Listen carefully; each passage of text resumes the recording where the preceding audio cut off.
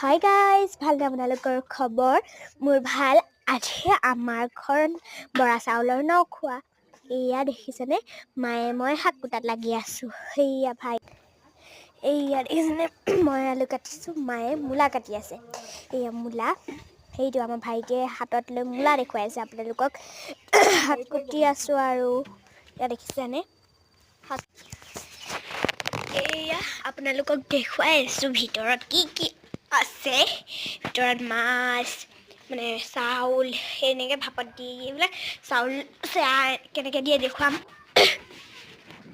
এয়া ৰ'ব, আপোনালোকক দেখুৱাইছোঁ মই এতিয়া, ব'লক।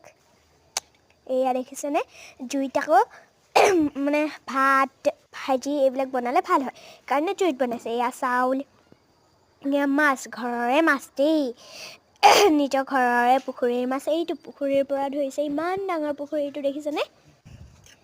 এয়া মূলাবোৰ এইবিলাক, এয়া পাপাই আলু সৰহকৈ কাটি আছে। এইটো আমাৰ ভাইটি দেখিছেনে, এইটো মূলা দেখুৱাইছে আপোনালোকক।